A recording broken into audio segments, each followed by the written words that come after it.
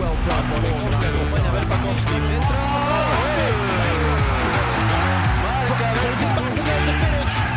And Riga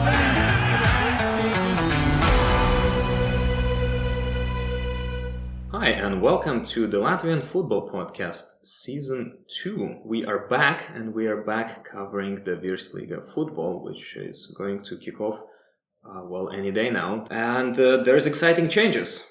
For one, we have changes to our team. We have a new co-host, Frank. Welcome. Hello. You will know Frank from his dedicated episode on Virsliga from the outside, where before we agreed on any of this, we had a chat about why he follows Valmiera FC and what he likes about Latvian football. And in addition to him, we have Gustavs joining behind the scenes. If you follow us on social media, which you absolutely should, you will see his wonderful graphics that will be posted before Virsliga games to give a bit of a background to what's going on, who the teams are, form, and so on and so forth.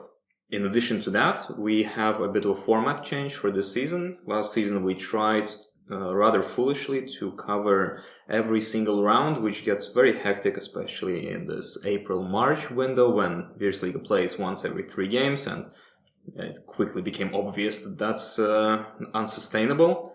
So this year we're going to be doing one episode per month where we're going to review what happened in the Virsliga during that month. And then kind of in between, depending on what's happening, maybe there will be an interview, maybe there will be, once European games kick off, maybe we'll have dedicated episodes reviewing European games and such. But generally, yes, the Virsliga episodes will be once a month. We will also have a bit of a special series, depending on the interest, on Virsliga Fantasy, which should be up and running by the time you listen to this episode. And that's very exciting. It might even be in English this year. We just had a scoop that it should be in English, so you don't need to, because the current fantasy translates surnames, which is admittedly funny, but not helpful. It's been beneficial for my Latvian learning.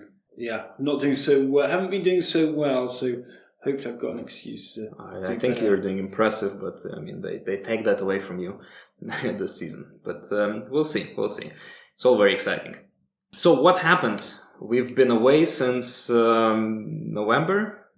Things transpired. Virsliga has been setting up, but football hasn't been fully offline in that period. And of the noteworthy events, one, the Latvian national team got a new head coach, Dainis Kazakevich, finally, after major protests by the fans, was dismissed. The results in the previous qualification round were abysmal, very disappointing to us. And now we have a fancy new Italian specialist, Paolo Nicolato. Who do we know? What do we know about him? I'm not sure if he is fancy or not. He's got a lot of experience in the Italian, as a under 21 and lower manager for the Italian teams. His track record's impressive for youth football, but it's a little bit undecided for senior football. So that's going to be an interesting one. I mean, his win rate has been really impressive. He only lost 2 games with the Italian under 21s, so that's. That demonstrates something. Whether he'll be good for what Latvian football needs right now, particularly from a grassroots perspective, will be an interesting one. Whether he can perform at a senior level or whether he can get a team performing at a senior level will be the most defining factor for him. But his track record is good. It's generally 2 defeats, and he's been very loyal to the Italian Football Association as well.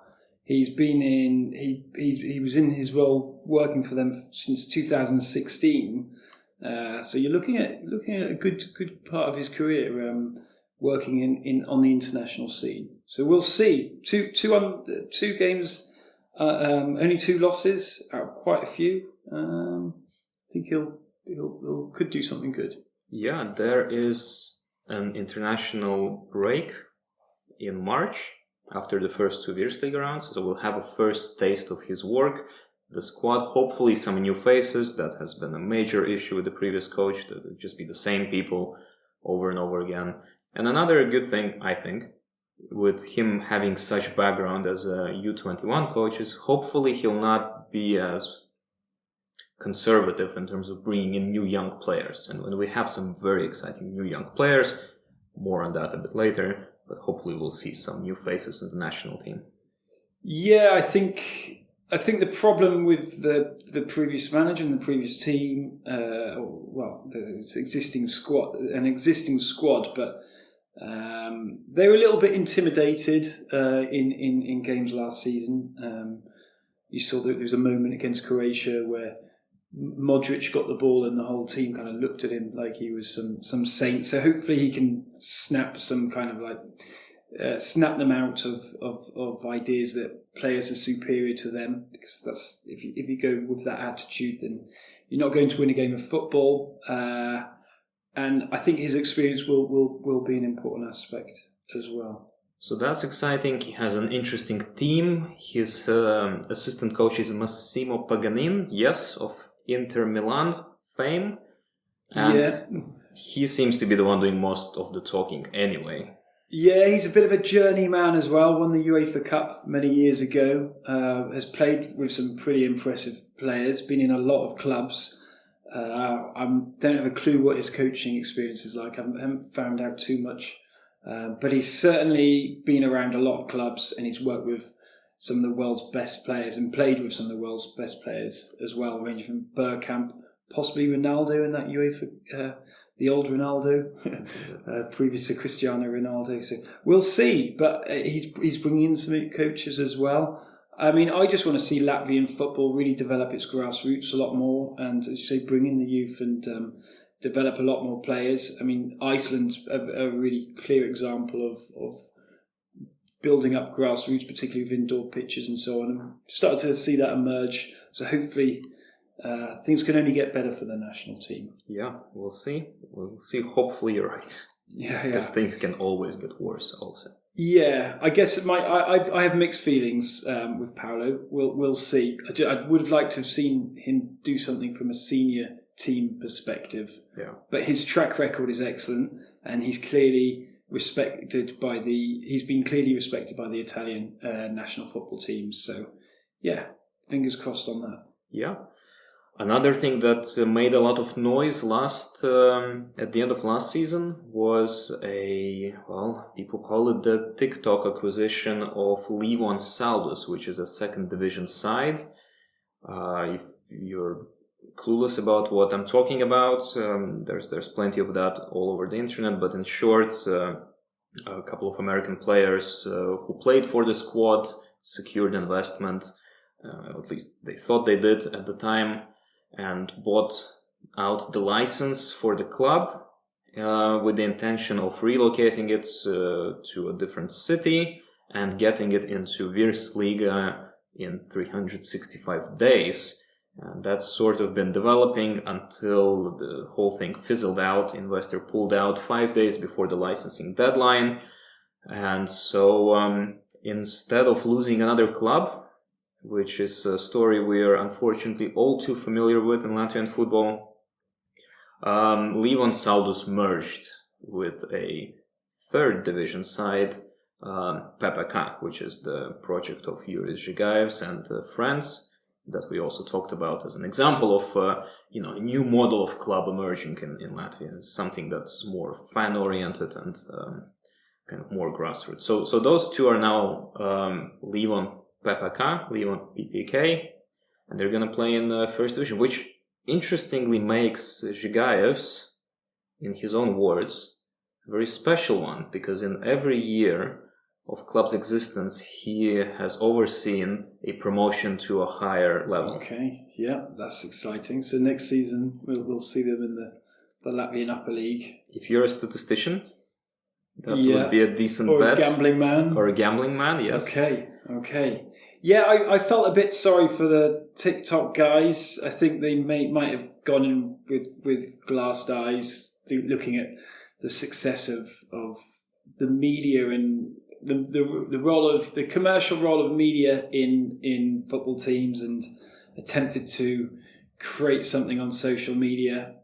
Probably didn't quite get the capital that they needed, and were a bit too ambitious without having a really thorough plan. So it's disappointing to see. I support a little bit of club experiments, but if it sends a club into bankruptcy or administration, then it's bad. It's not good. It's mismanagement, obviously, and it's disappointing to see. But I could see the potential that could have been. I was very enthusiastic. I think Latvian football needs more innovation in terms of how clubs are run, how they're structured and such. In the post-crash interviews, as it were, seems that it really wasn't anything malicious, but rather a lack of experience and maybe too much arrogance going into that. So we are where we are.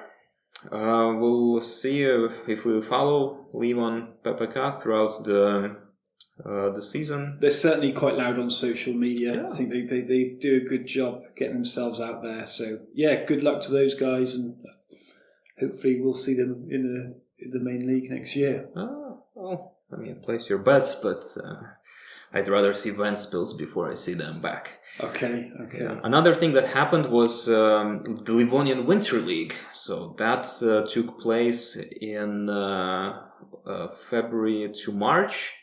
An international competition, friendly competition between Latvia and Estonia, which we covered on social media in depth. And we have a dedicated episode about it with the Estonian football podcast. So we'll not go into details here. You're very welcome to go to that episode and listen what we thought about that.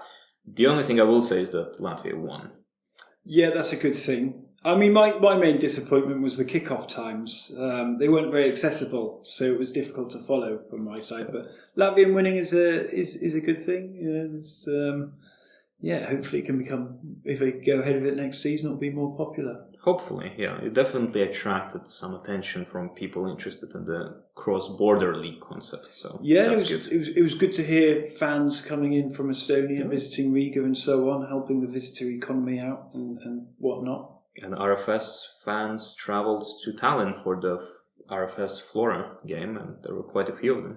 Yeah, I think that was a nice point of the tournament. New connections being made. I guess you've strengthened your connections with the Estonian podcast, football podcast, and so on.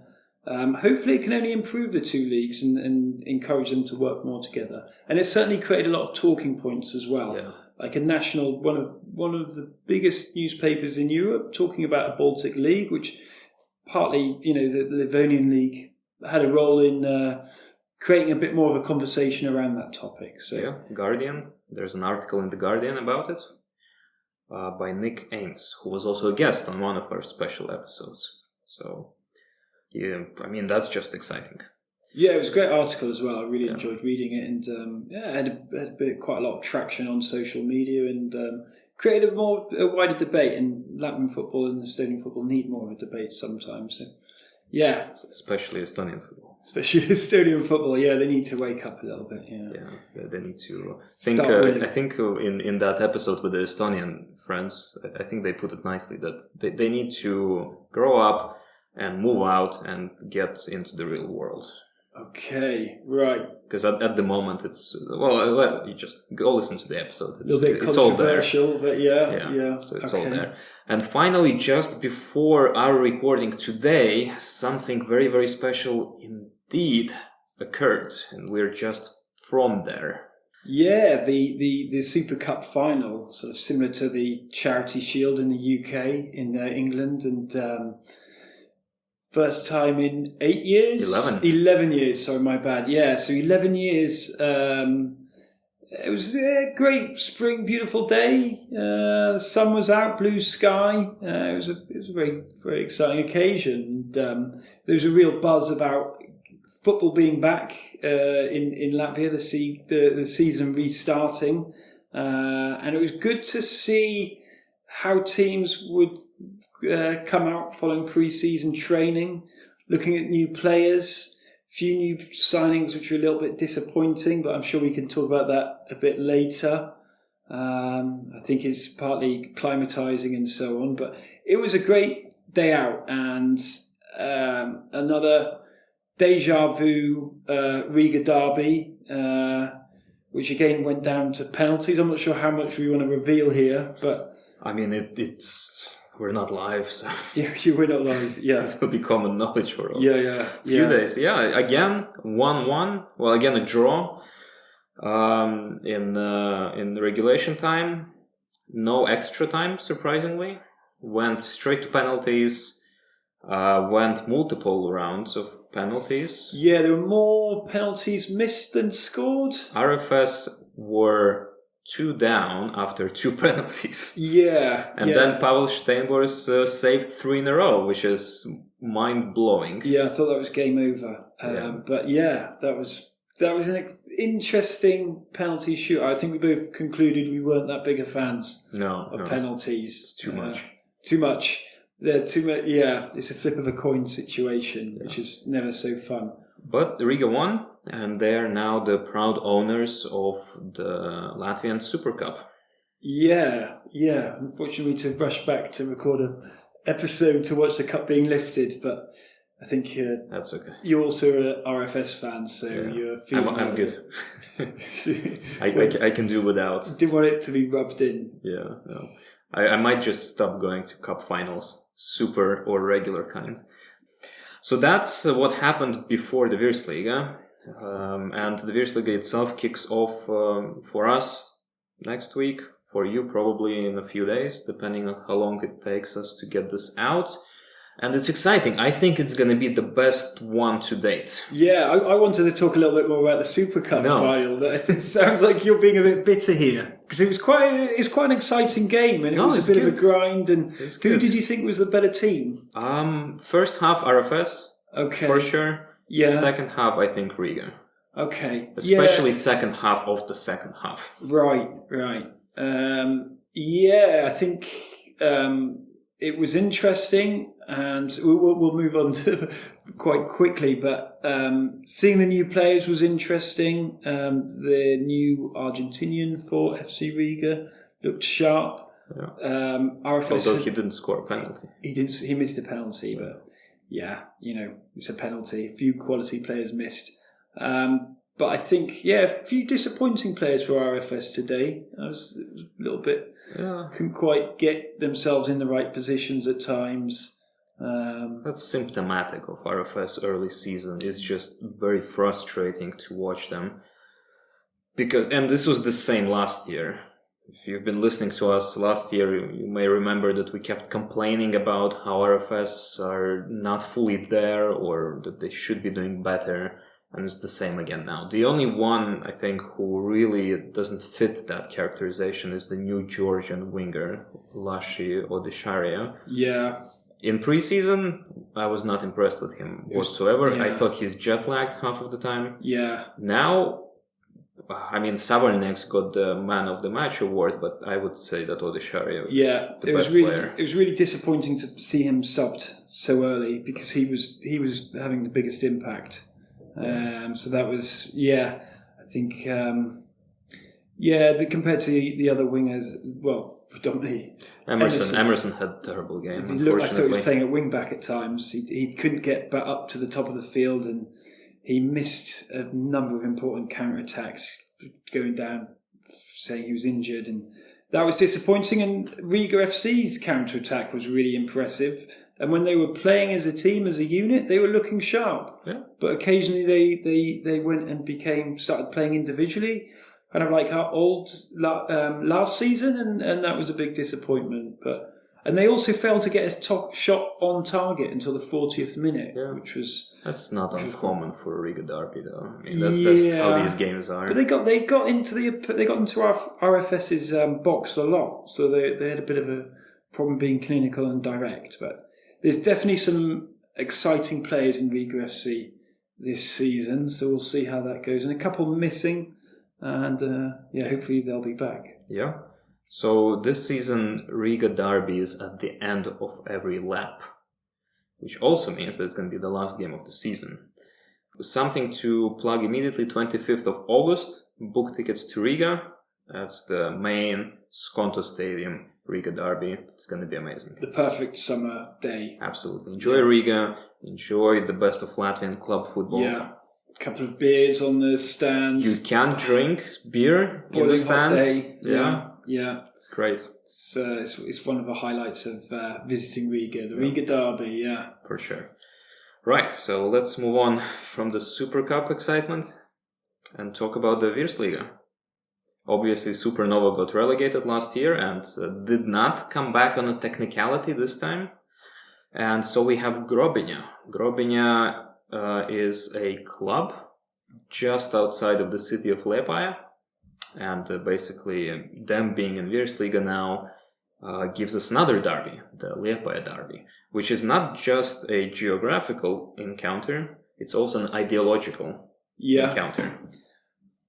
Okay, well, for what reason is it an ideological encounter? Right, I'm glad you asked. So Liepaja Football Club has become very frustrating to the local fans in recent half a decade because they fully ignore local academy of players, which is not how Liepaja football used to be traditionally, and the city is very known locally for producing high quality players. Who's the best player that's come out of Liepaja? Verpakovskis. Okay. Right. The top scorer, Latvian legend. Yeah.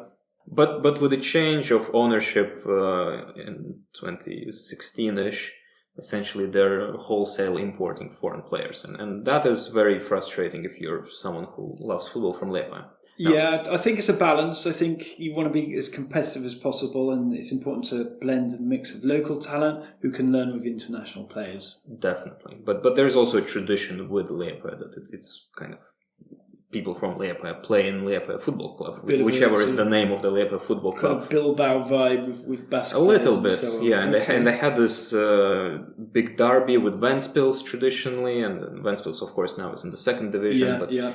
But Grobiņa, even though it's a town on the outskirts of Liepaja, but I mean, it's literally there's a bicycle path leading to it, so it's walking distance basically. Yeah, okay. They have a diametrically opposed approach, and on top of that, they are part of the Liepaja football school. So in essence, the Liepaja academy players, they are now funneled into Grobiņa, not to Liepaja. So the Liepaja derby is going to be a clash of ideologies between a foreign player-focused team and a local player-focused team. And that's very, very exciting. Very interesting. So it could hopefully work as a good commercial model for the team a little bit, player development and so on, if they can stay up. It's not as extreme. There will be some players from Liepaja on loan at Grobiņa. Yeah. But by and large, what's the distance between on a bicycle? I don't know. I never cycled, and we should have asked our other new member Gustavs because he's from Liepaja. But with car, it's like 7-8 minute drive. I will take my bike I will cycle from the city centre of Liepaja to Grobiņa. For what reason? They're going to play in Liepaja. Will they not play once in those 3 games? No, Grobiņa will be playing in the same home ground as Liepaja. Okay, right. Like so you can go there. Okay, yeah. Exactly. Right. And that's funny you mentioned that because Grobiņa's new kit, which at this point has not been released officially, but I've seen a bit of a leak. It looks very much Inter Milan. Okay, right. There we go. There's the connection. It's going to be an interesting year or so for the city. It's going to be the European capital of culture as well. So there's going to be a few different things happening there. I will definitely be visiting for the derby. Same. At some point. I'm not sure which game. There's one in May, one towards the end of the season. There's one in April. One in April. Might miss that one, but I mean, there's 4. So but go for a long weekend. It should be exciting. I think they'll be better than Supernova. Oh yeah. In terms of team unity and so on. And I've got some statistics from last season. The number of goals were decent. They scored a lot and didn't concede many. They finished second though, which is a little bit disappointing. Hopefully there'll be Did they? Did they? No, they finished first. They finished first. Sorry, my bad. Okay, I obviously went on the wrong web page. I don't know what web pages you go to. I was on maybe Transfer Market and looking at the previous season. No, I think they finished first, and I think then second was like Riga Reserves or. Okay. So we don't know. It's the second division. Yeah, I saw some website which I thought was reliable gave me the wrong finishing, so my stats on goals might have also been incorrect. I mean, they dominated the second division. That's the takeaway. They had a good cup run as well. This year, not as good as the year before when they made it to the semis. Okay. Knocking out Liepaja. That's what I was getting. Yeah. So they knocked out a couple of one or two teams, one or two decent. Well, whoever they knocked out the one who matters the most, which is Liepaja. Yeah. So they're here. Definitely worth keeping an eye on. Should be a very interesting squad. Should be something akin to what Jelgava was last year, coming in to the top flight with a team of homegrown players. Very much less emphasis on individual personalities and more on the squad cohesion. Jelgava will not have that this year as much. I think Jelgava loaned some good players last season as well. They had a couple of decent signings. Haven't really seen them signing, Robin. I haven't really seen them signing many players this season.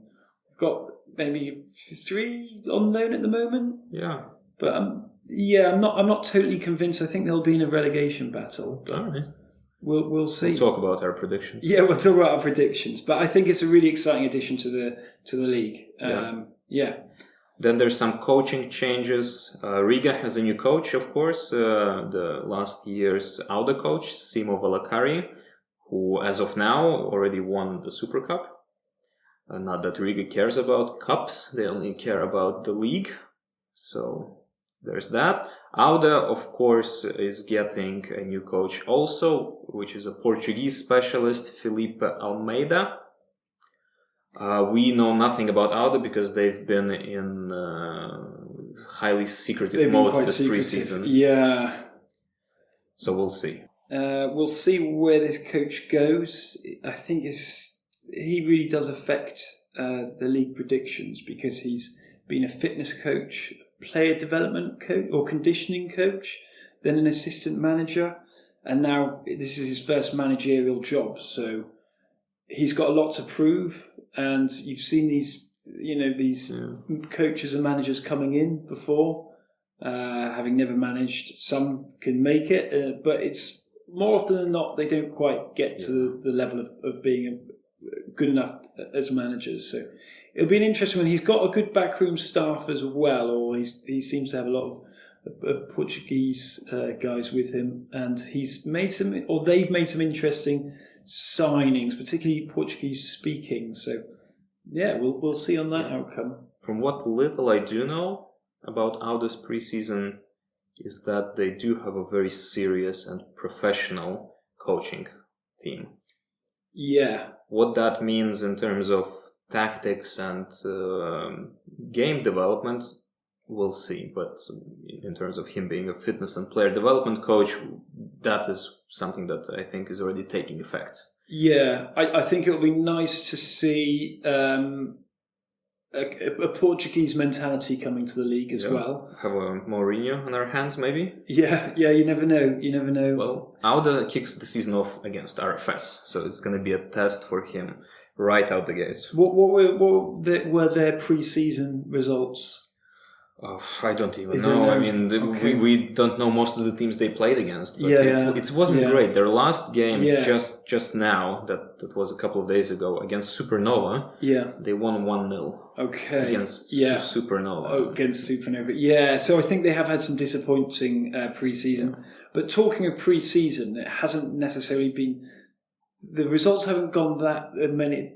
The results haven't been that positive for Latvian teams. The Livonian Cup was quite good, but I think the pre-season camps in Turkey and Dubai, Valmiera and Liepaja, were quite disappointing in terms of their results. Valmiera for sure. Valmiera, they got a draw against Sheriff from Moldova, who were in the Champions League. But they weren't so good against the Ukrainian teams in friendlies and so on. So We'll see. I mean, you can't really determine much from pre-seasons, but it will be interesting to see how they start the league. Yeah.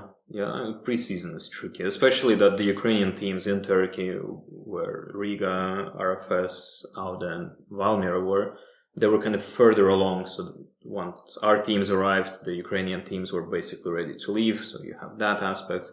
Of course, it's a strong league, but I mean, Riga got some good results against the South Korean fancy team and some Middle Eastern teams. From United Arab Emirates, the one where Iniesta plays. Yeah, I thought when I saw his picture, I thought he's coaching because he looks so old and worn. Yeah, this is the thing. Like, are they that good if Iniesta's still playing at like nearly 40 years old? He looks way older than that. He looks way older. Yeah. Yeah, I thought he was a coach, and he's a player coach. Yeah, though, right? he's definitely a player. Yeah. So whatever team that is, like United Arab Emirates, United Football Club, I don't know, or just United Football Club, something like. It's not important. Riga had some decent games. The challenger teams to the top three, not so much, but early days, and we'll see. We'll see how they start. Yeah. And last coaching change is at Jelgava. The Slovakian Josef Skrilik is out.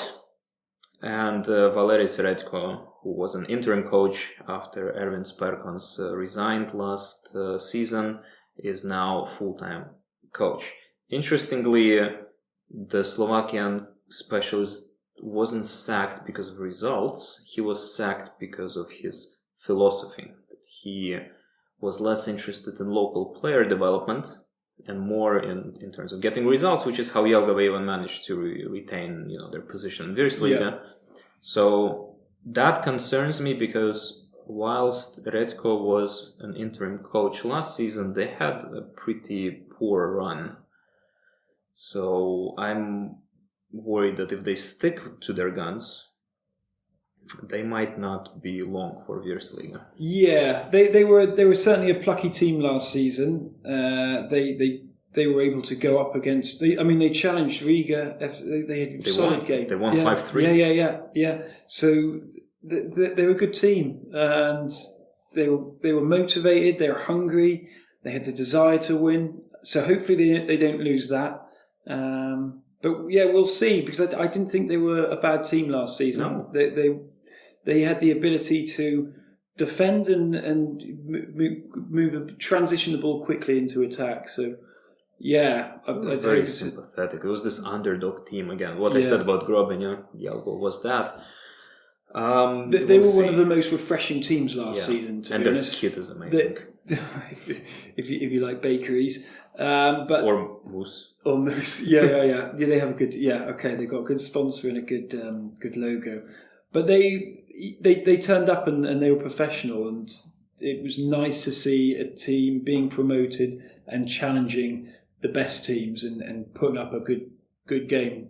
Yeah, it's like do you remember that film from Disney called Miracle about the US Olympic team from 1980 something? No, you're not talking about cool running. Right. Well, the idea is that this team of students comes up against the Soviet Union and is victorious, which is what actually happened. And I feel like this romantic idea of something like, and I think that's what teams like Jelgava last season and maybe Grobin this season they represent. It will always have a room in the heart of fans. That you don't need fancy players or big budgets. If you and a group of friends who you've grown up with get together and then you're just really good as a team, you can overcome larger things. I think Jelgava, they're a professional entity.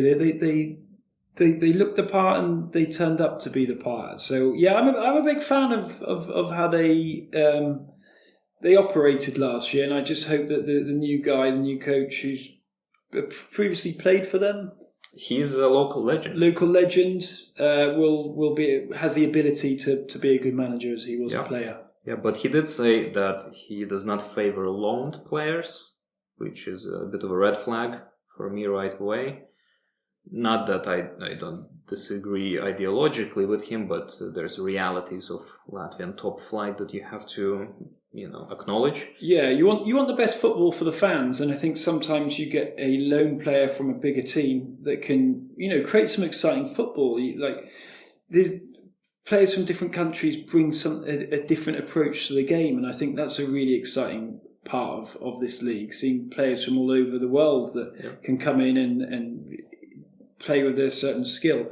Like as a Brit, even when I play football here, there's I've got a bit more of an aggressive, physical approach to my style of play, and I think you need that in a league. You need to, introduce players from all over the world, particularly for to get the national team up to a good standard. Players need to experience loanies and as well as the local or the youth players. Plus, we don't have that many people. You can't have a city like Jelgava, which is, I don't know, like 50, 60,000 people being fully self-sufficient in terms of... Plus, football is not even the number one sport in Latvia. Yeah. So that's the realities of Virsliga. It's a high-level competition, but in not a particularly populous country where football is not... I mean, it's the number one youth sport, but... there's many challenges that we can go on and have gone on different episodes. So you just... Yeah, it's economics. Loanee players, sometimes a club can't quite afford the wages, and they can attract a talent that will expect a higher wage from his parent club and be loaned out to a club that, isn't making enough money to pay for those players. Basically the business model of Tukums. Yeah, there we go. Yeah. And it's not our judgment. That has been acknowledged by the chairman in an interview that they get some money for U21 or U23 Latvian players from this pot that the Virsliga has. They have their academy players and then they loan players from larger clubs that they wouldn't be able to afford. And I think that you need players... you need players to fight for their places in squads. Yep. You want to see competition, and on the pitch, you want to see players that are hungry, motivated, have got desire to win the ball, and get to the ball first. And if there's not enough competition in a squad, you'll get a lower motivated team. Yeah. So that's coaching changes in Virsliga. We'll see how it gets on. Last season, very stable season. Not many changes. I don't really foresee anything being different this season, to be honest. I don't think Redko will stay too long, though, but we'll see. Let's talk about predictions. Okay, right. So, predictions. Who is going to go first then? I think you go first. You want me to go first? Yes. So I feel I'm a little bit of after today's game and seeing the exciting players from Riga FC, some of the new signings, and their ability to work as a squad. I'm having a bit of a struggle in a element of turmoil on who's going to go with your gut. Go with my gut. Okay, so I'll start at number 10, right? I think Grobina they're going to struggle. I don't think they've signed enough players ultimately, but we'll see. We'll see on the outcome. Then following that, Daugavpils. I think that they've got the youngest squad according to transfermarket.com. But we'll find out once it's official, but they are likely to have that, yeah. They've got a very large squad, a lot of under 20s Latvian national. Well, not a lot, but quite a few. So you never know, a star might come through. They've just made 2-3 loan signings as well. So I don't fancy them. But that said, they're a tough team, difficult place to go. Furthest distance for any travelling team on a bus. So I think they might get lucky with some home games. Number 8, Meta. I think you never know with Meta.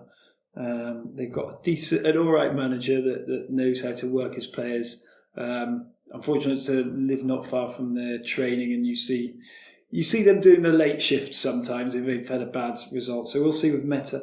Number 7, Jelgava. I don't think I'm not sure about their manager and their signings this season. I think they need a few more players. Number 6, I think Tukums. But from between 6 and 10, it's going to be a really interesting battle this year. Same as last year. Yeah. Well, 6 and 9, I suppose. Yeah, I think Tukums have made some exciting signings. I think that they sometimes a bit reliant on one player in particular, but they've got some good strikers this season, so they should score goals. What they'll be like defensively is another. We'll see, another conversation. That's not their thing anyway. Yeah, so moving up then, because I can talk about all the teams quite a lot later as well. We'll see how we go when you've said yours. But I think number 5 is going to be Auda. Right. A little bit controversial. I don't think the manager's going to... I question the manager, but we'll see. They have done some really exciting signings. They've got some good players. Auda a bit hit and miss, but it's going to be a battle basically between Liepaja and Auda. So I put number 4 Liepaja. I originally put them number 3. I think Tomasz is. I think he's a good motivator, and I think he's signed some players that have won the league before at Valmiera. Fall, the Georgian chap, and Sulagadze. couple of players who've got experience in this league. And he's got depth in his squad. He's got a lot more players than he had last season. I think he had injury issues last season. So, you know what Jurdis Counts, the Valmiera gaffer, said about this signing? Because it's Foul, it's Carmani, and it's Sulagadze. Yeah. At least said, if you can't beat Valmiera, become Valmiera. Become Valmiera. Yeah. Yeah, I think I was a big fan of Full, but he'd a really bad season last season. So there's a few players in that squad that need to redeem themselves. So and they've got some good flair players as well. But we'll talk about that a bit later. Number 3, Valmiera. I think they've got players that can really switch on and change the game. They've got the great striker Gaia, who hopefully he got unlucky last season with injuries. He's a solid scorer. They've got a young Brazilian guy, Gustavo. He should come through this year a little bit more, and quite a solid defence. They made a lot of mistakes. The wing-backs made quite a few mistakes. And the goalkeeper... Well, they signed a new wing-back. They Brazilian Japanese guy. Yeah, Brazilian. Yeah, whether he'll get in the squad early doors, we'll see. And the goalkeeper will be a big test for Valmiera as well.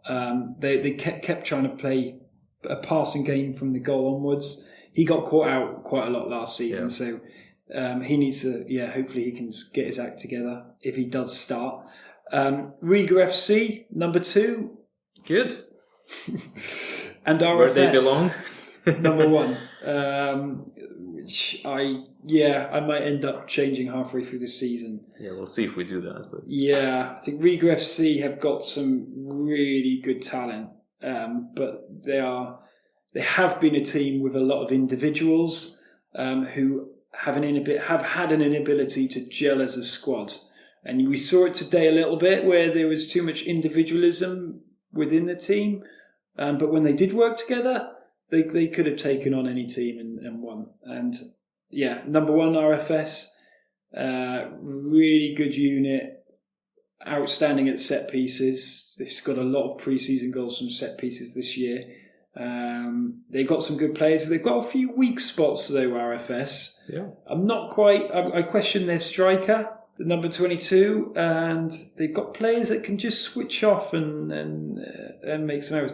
But that said, they've got some of the best talent, young talent as well. So, for now, RFS to win.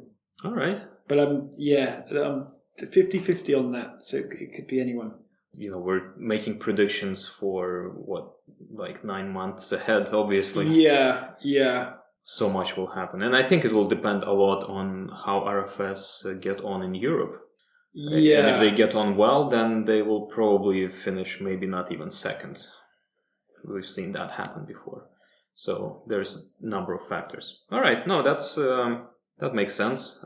Mine are a bit different. I have Daugavpils in number 10. Right. I think they lost key players, and they're recruiting now.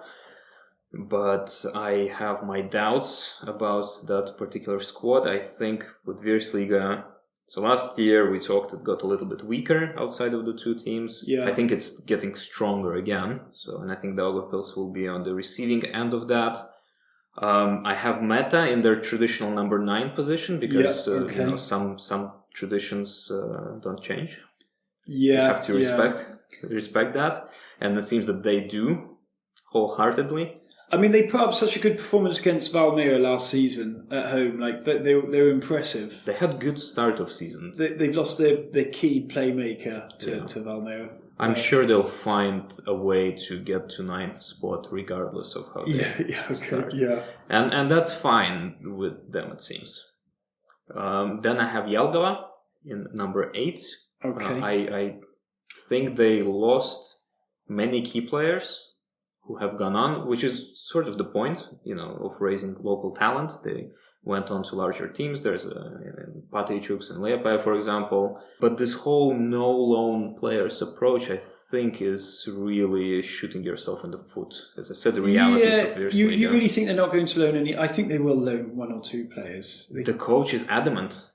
His position is that I do not want any because that means I can't play them, 4 times. Yeah, season. It's a big risk. I think. But is it though 4 times? That's not. No, not taking on loan players. That is like this. It's a tough league because it's a difficult league because you've got the weather and the conditions, and players do get injured quite a lot, particularly when it's long there's a transition of moving on to grass and so on as well. And it's a hot summer as well. Yeah. Then I have Grobenia in number 7. Okay, wow, you're really confident. Yeah. Well, actually, I had them in number 6 up until the last moment because for the last 2 seasons, the newly promoted team finished number 6. It was Tukums 2 years ago, and it was Jelgava last year. Right. Of course, you have Supernova the year before that, who finished last, but who's looking that far back? But then Tukums started really getting very strong loaned players from Riga and RFS, and so I moved Tukums up to number 6. Grobenia is number 7. I just think that the squad will be exciting and romantic, but it will lack the punching power that. Yeah, there's a lack of information. Really, I've not been able to source too much on them. They're a little bit shy on social media, so yeah, that's why they're my last team. But we'll find out. We will. Then I have Liepaja. I just have zero confidence in that particular team. They are as high for me as they are simply because they have quality players. I just don't see a system of play there. It just feels like 11 players on the pitch doing their thing. No, I think they've got some good attacking flair. They've got some exciting players that can. So that's what I'm talking about. They have players, but they don't have a system. And maybe I've been following RFS for too long, but I feel like system is pretty key. I think they've got good counter-attacking football and they press high. They can push up the pitch quite well. Liepaja. So we'll see. I have Aude in number 4. Very much concerned about this new coach. But they do have Riga behind them. Yeah. So they might swap coach. They might get some more players from Riga. It's this kind of a sneaky team in the shadows that you never know might pounce on you when you least expect it. They've got players that are better than the teams in the lower table, basically. They're very good players. And little rotation. Plus Ramirez staying. Obviously, depending on what will be the scheme for the new coach. But Ramirez was our striker in the best 11 last year. Yeah. Despite not being the top scorer, he's a very interesting, very sneaky, very intelligent player. And as we know, foreign players do tend to open up more in the second season in Virsliga, so I think he's going to be a force to be reckoned with. I think they've got a good style of play. Although last season they had a good style of play and they were quite consistent. They did have a couple of bad defeats though. They conceded a few goals, and that's what also Well, I'm not so convinced with Riga FC. Aude had some hairy moments last season. So. Sure, and of course the coach is now in Riga. So. Yeah. Then I have Valmiera. I think they're going to start their annual one place per season climb to the championship again. Team is rebuilding. They seem to be strong. Team spirit is high from the videos that we've seen. Team spirit's high, but their whether they have the motivation this season, whether they have the desire to really want to win games and win the ball and so on. I think that was a lagging problem last season. The players didn't look like they were always up for it, and hopefully there's also a horrific run of injuries last year. There was a horrific run of injuries, but they didn't always seem up for it. Well, I sense they're gonna start becoming more of an issue for the top two teams. Yeah, and they do have some very, very promising unknown players. Like there's this. So one Japanese player we mentioned, Carlos Duke. There's another one for whom this will be his first professional experience. Yeah. And last time there was a player like that, he now plays in Belgium. Yeah, but I mean, he's very young. He looks like he could just be, literally pushed off the ball with a finger. So I'm not convinced by it. I think he's still too young, and it will take him a season. It's difficult to measure and see, but physically he doesn't quite look up for the league yet. Particularly at this, the start of the season when it's a bit tougher. That was a problem with Nagasawa from RFS last season. He was just too frail. Yeah, but then he went to Jelgava or Tukums. He went to Tukums and he wasn't too bad. He's got a good technique. Gain a bit more, muscle mass. They're very young. They're children basically. Yeah. And then I have Riga FC number 2 position. I had them, I admit, number 1 for most of my predictions. Okay. Up until a recent interview that gave insight into the runnings of the club and the relationship between the sporting side and the administrative side. And I don't think that's productive or conducive to anything, where administration feels entitled to get involved into the sporting side. Yeah, today you could see these problems. They've got too many players. Last season they didn't know their starting 11. This season I don't think they know their starting 11. The players that came on today made a big difference and changed the dynamic of the team. But did they do it by implementing the scheme of Olakari? I don't think so. I think they came on and did the individual skill thing from last season. Yeah, a little bit. I think so. I just think Riga FC have got too many players. They've got a team where the players are all quite equal in terms of talent, and they just don't know who to play and who not to play. Well, they'll be sure to offload some to Aude before season starts. Yeah, or maybe Paphos as well. They seem to have a rotation system. Like Contreras went on loan to Paphos, not because of any reason other than Paphos needed a striker, and because they're in the same family. There we go. It's fair enough. But yeah, I think they need to reduce their squad numbers maybe a little bit, but we'll see. And I have RFS as number 1, but it's similar to last year. It might come down to a point, and it's heavily contingent on how RFS get on in Europe. Yeah, and I think if RFS get hit with a few injuries, if something what happened with Valmiera last season, if that happens to RFS, they'll be in trouble. I think they're more immune to that because they have more of a system of play. Okay, yeah, they've got a couple of players that can really make a difference in games, and if they lose them, they might be in trouble. But I might be wrong here. Yeah.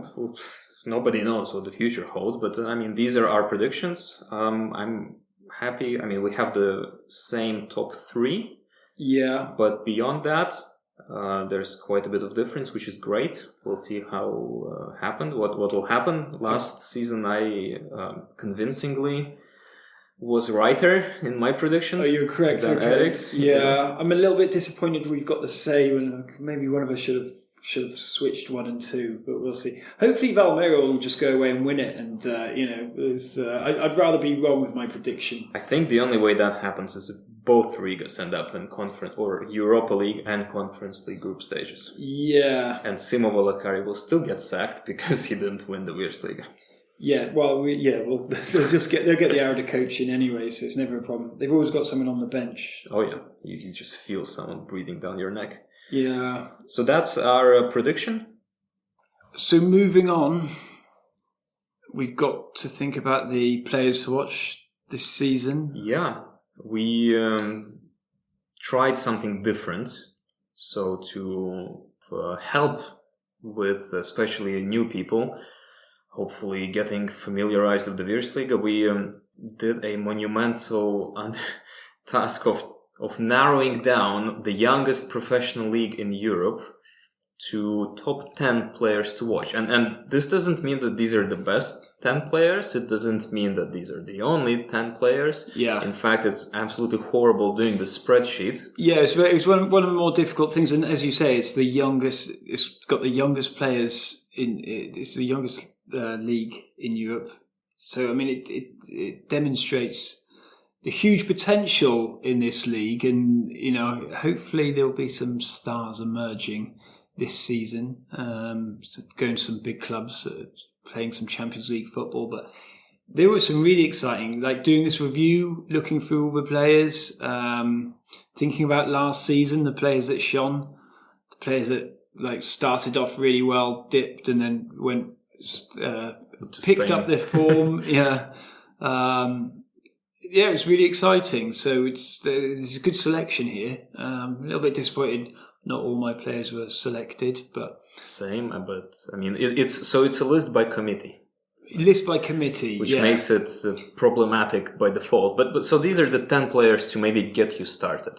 They come from different teams, not too many. It's not like one from each, which maybe is how we should have approached it. But to get you started with the league, or maybe highlight some names that are otherwise not as visible, we have these 10 players to watch, for now at the very least. I think we can do a mid-season review on the best youth talent or something. I'm sure we'll come up with a good content plan, particularly as this is such an important topic for the league. Definitely. So in terms of goalkeepers, we have none. And there's a reason for that. Last season, none of the goalkeepers were stable enough. There was a lot of rotation. Not one team had a starting stable goalkeeper. So while, again, there are goalkeepers that are tremendously interesting and with lots of potential, none of them are included here. So tough luck. Yeah. We have 2 defenders, though. 2 defenders. Yeah, some very exciting defenders. And so we have Walter Spurs, who is only 18. He is a Latvian central defender, and he plays for Jelgava. Now, he is a little bit of a gamble for us to nominate him as a player to watch, because he's so young. He was 17 last year. But he had a lot of... How many games did he play last season? I don't know. He was a starting 11. Yeah, starting 11. So I think for his age and his experience, he's already got a season under his belt. And the manager put faith in him. It's a big role, central defence. Yeah. So, and I hear that he's improved on his weaknesses a lot in the preseason. What were his weaknesses? Primarily ball control. Okay. And maybe passing. And if we run the analytics, like the Ben Griffiths website generously allows us to, you can see that he is elite level in terms of heading and kind of this defensive positioning, which is, again, 17 years old. This data is from when he's 17. That's impressive. Yeah, he's got a positive future, hopefully. And Jelgava, they turned up last season, and to have an 18-year-old in your defence, demonstrates this guy's got some talent. Yeah. So he's one to watch. Another one is Niks Sleda. He's 19 this year, which I kind of thought he's older, but Yeah, I've watched him quite a lot last season. I think he's got a good partnership with the Valmiera Cup. Yeah, Balderas. Yeah, he's a big lad for 19.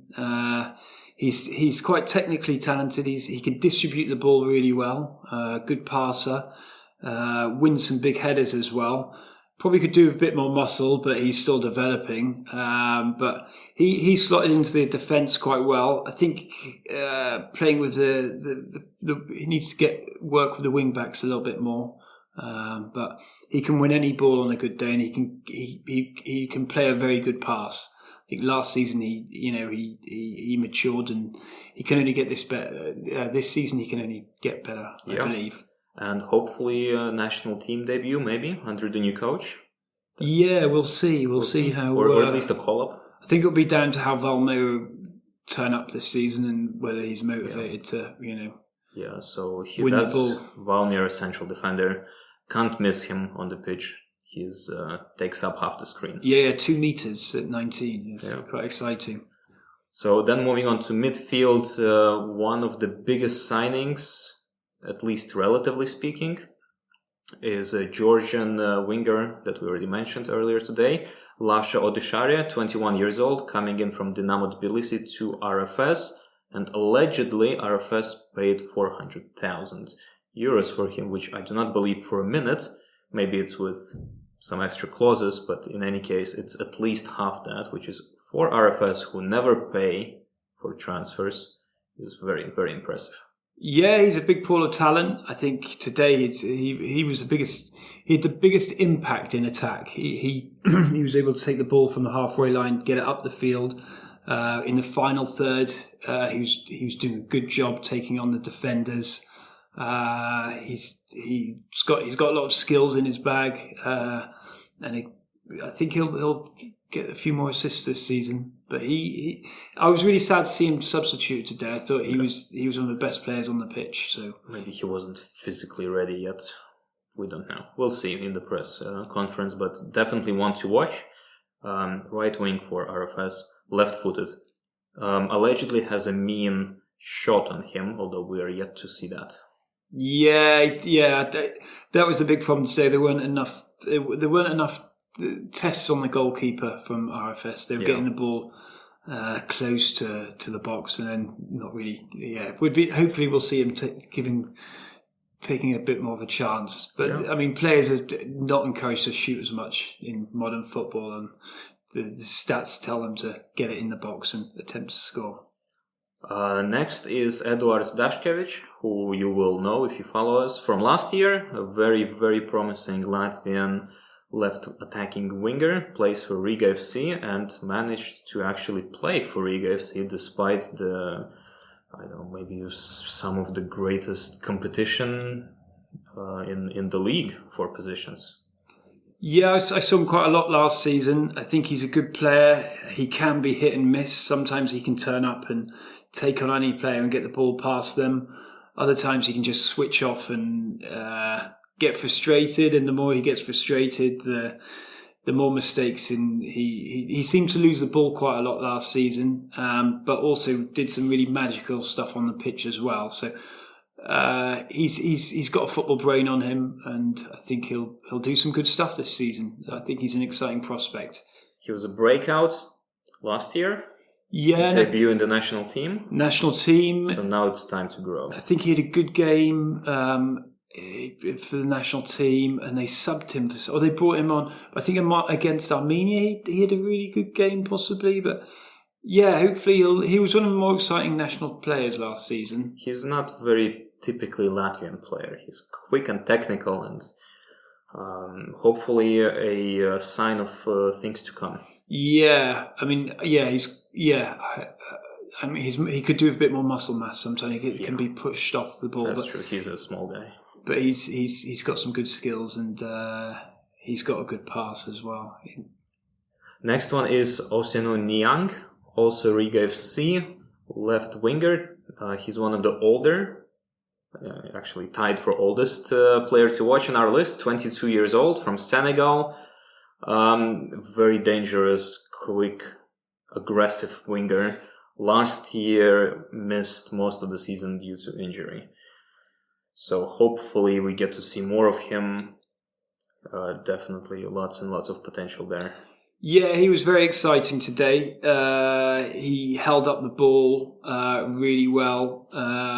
He was able to get hold of the ball and move it into space. Really positive attacking player. I think he's got a few different parts to his game, but a really exciting prospect. Yeah, and 2 caps for Senegalese U23, so that's also nothing to shun. Next is Lukas Vapne. Followers of Latvian football will be familiar with this character. Almost a face that associates with Meta in many respects, but he is back to Valmiera this season, probably for good. I genuinely don't remember if it's a loan or a move. He's only 20 years old, also thought he's older.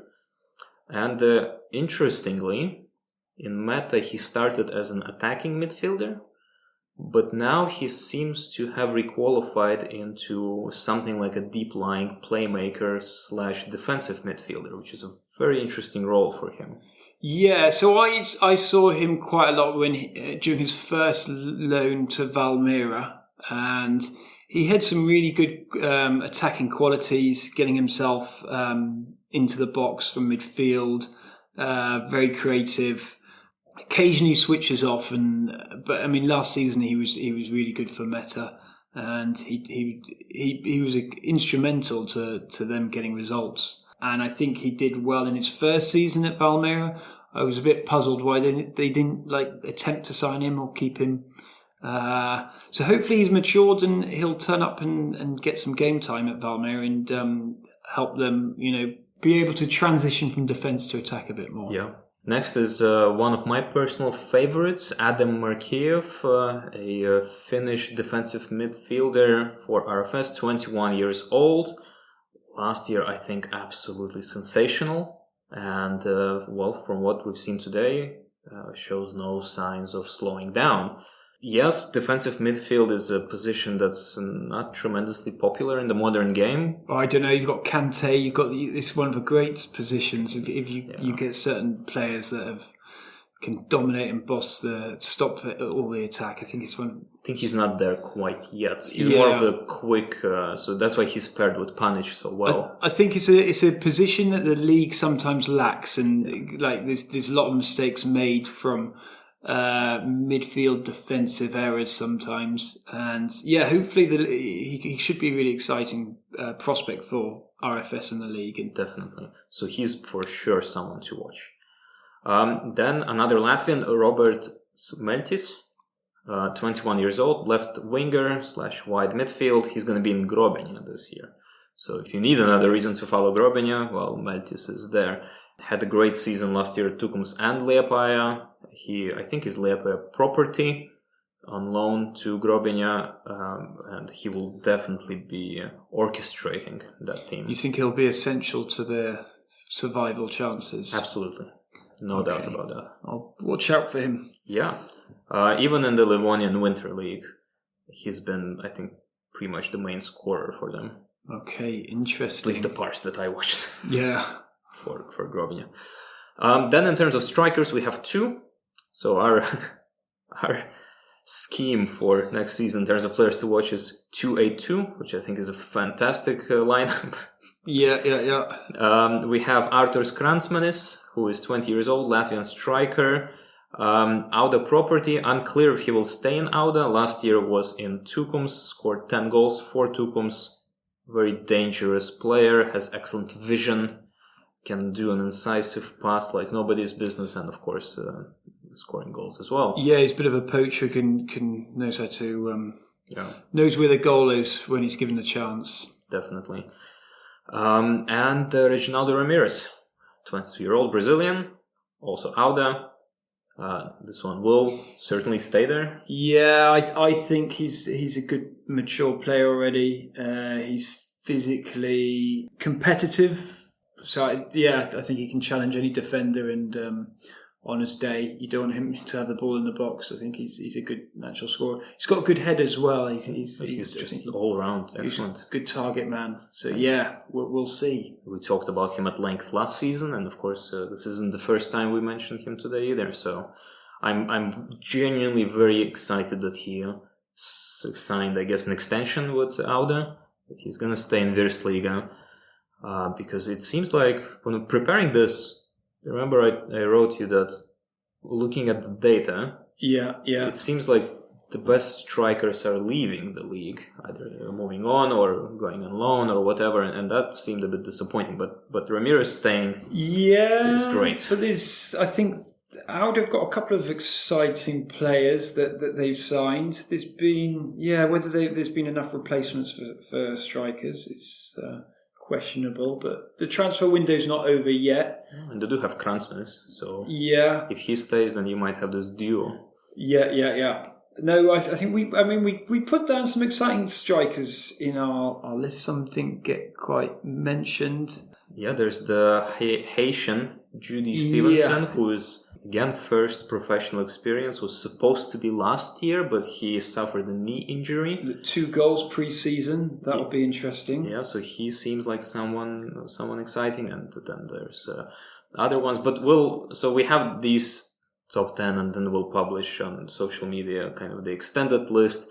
But fundamentally, just, if you fancy a team, there's bound to be at least a handful of players to watch there, just because of how the league is. Yeah, and I think there's a lot of exciting young Japanese players in the league this season as well. Yeah. I think they've been the past 3 seasons having an important impact on teams. I mean, you've got Valmera, who had 2 really good runs, Yakota and the other chap when they won the league. I think. Yeah, and Tukums has, even Jelgava had last year. Yeah, they were essential parts to the team to the team. So RFS has Nagasawa.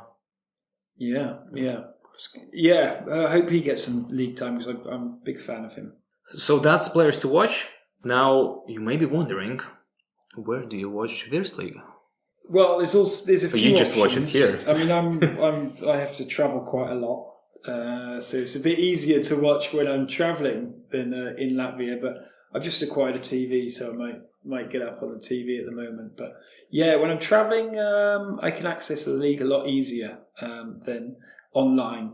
But yeah, where do you typically watch it? So if you are abroad, OneFootball app is the place to go. It has all Virsliga games. Now, I'm a little bit unsure on whether you need a subscription for that or not.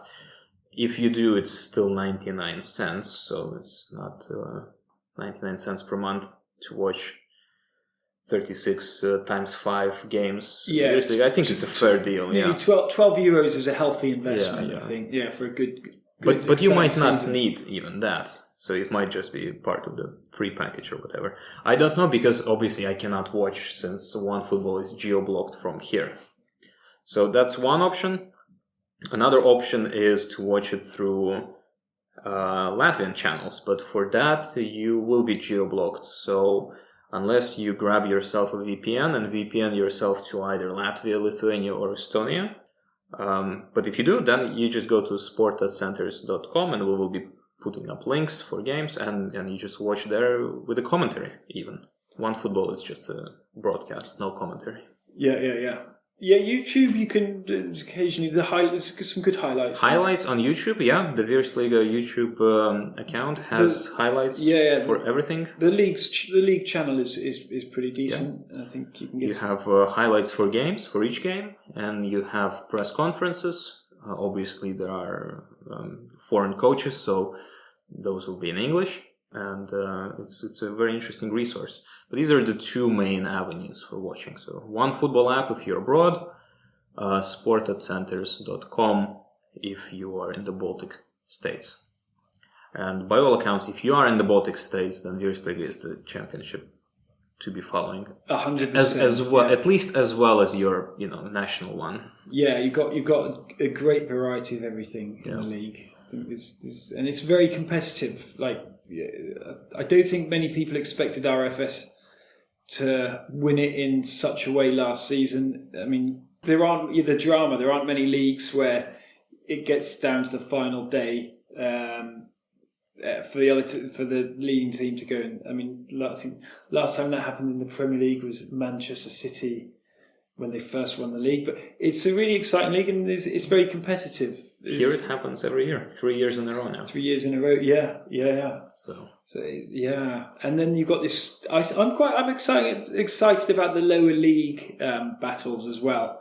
Who's going to come out top there? I think there's some good teams that can really, who's going to go down. Last year it wasn't as exciting because there was Supernova, who were obviously going to be number 10 very early in the season. Yeah, they didn't turn up at all. They sat that one out. But this isn't going to be the case this year. There's going to be real fights. And this year I don't see a team that naturally would get relegated. And you have Grobiņa as a candidate, and I have Daugavpils. But for you, Daugavpils is higher, and for me, Grobiņa is like number 7. So yeah, we'll see. We'll see how the lower league looks. And the transfer window's still open, so anything can happen. Yeah. There might be some talents that have been plucked out from a youth team that Meta might suddenly have the next big thing in world football, or anything can happen. And with young players, you never know. With so many young players, you never know who's going to shine in the season. Certainly. And finally, we have big plans. And we have grand ambitions for this project. And the goal of the podcast, of course, is to, one, spread awareness of this fantastic league among the English-speaking population of the world. And 2 is to get people to come and actually check it out for themselves, because that's a whole different level of experience. But then there's other things that is on our mind. And we think Virsliga is great. I obviously think so, but you think so too, so it's absolutely true. Well, that's why I'm doing this podcast. Exactly, yeah. You're not getting paid. I've written a big book on every team. And there's something for everyone as well. Whether you're a bit nostalgic for when football was less about gloss and ridiculous amounts of money. The Skontos are a great European stadiums. Yeah. It's horrible and it's great. It's got its charms, and there's something special about us. I said it last time we spoke. Something special about summer football, particularly in the evenings. Yeah. You can drink beer in the stands. It's safe. It's friendly. It's unexpectedly, to people, high level. There's a good talent. There's some good quality football that goes on. It's competitive, and there's a number of growing teams that are starting to emerge. Just being at RFS today for the Super Cup, seeing a massive stand, a new stand being built. Valmiera FC, they've got a great new stadium as well. So it's work in progress, but it's exciting work in progress, and it can only get better. And I find that super interesting because, there are many iconic clubs in Europe and the world, but the way they became iconic, that's all in the past, and unless you're hundreds of years old, you've probably missed that. But here, instead of reading about, how an iconic derby emerged or how this particular club became the way it was, instead of reading about it, you get to live it. And I think that's fascinating. You get to debate the choices, you get to get excited or frustrated about, business models or geeky stuff like that, or which players and what, and this is just wonderful. There is the economics aspect is really exciting. What clubs were successful in the transfer market, even from sales, even from finding unpolished gems and turning them into diamonds and so on. I think there's something for everyone. I love the economic side of what's going on. How do you make money if you don't have a TV deal or match the attendance? That's an open question to everyone. But that's what the Virsliga is dealing with, and successfully. And the latest, I think, FIFA transfer report, according to that, Virsliga clubs bought 5 million euros worth of players, but sold 9. Yeah. There's some big. I mean, some players have gone on to the Polish league, which is really growing. The Belgium leagues. You're seeing players have gone on into Germany, Serie A, France, even Illich going from Norway and so on. So it's such an exciting feeder league as well for nurturing and developing talent, particularly for teams who want their players to get match time off season. I think the calendar window, the calendar for the season is really good, particularly when the majority of football is played early autumn until early summer. You've got a league that is keeping players competitive and giving them minutes as well. So the point is, Virsliga is exciting for a variety of different reasons to a variety of different people, and there's a good chance that whatever gets you into football, and if you're listening to this, you probably have a niche that is scratched by this championship. And we have many ideas of how to increase the level of exposure for it, but we need help. So if we need some support. Yeah, I think we want to increase the profile of this league. We want to get more people talking about it. We want to make it a well-known, better league, and we can do that by improving this media experience as much as anything. We'll put information on opportunities for collaboration or ways to support us on social media, and we'll be covering that in future episodes. But if this sparks a light bulb, do also feel free to reach out to us if you have some ideas for how we can work together. I think we're looking for some sponsors at the moment. We've got some potential exciting sponsors in the pipeline. You've got to look at over 10,000 international visitors came to the league to watch games last year. We want to reach out to international audiences, and we want to work with people and organisations that also want to reach out to international audiences. So let us know if you have any ideas. But either way, thank you for listening. Thanks for tuning in. We are very excited for Virsliga 2024, which is going to be the best one yet. Best one yet, definitely. And we're very excited for you to follow it with us. Yeah, especially after today's game. It's going to be a big year, I think, for Latvian football.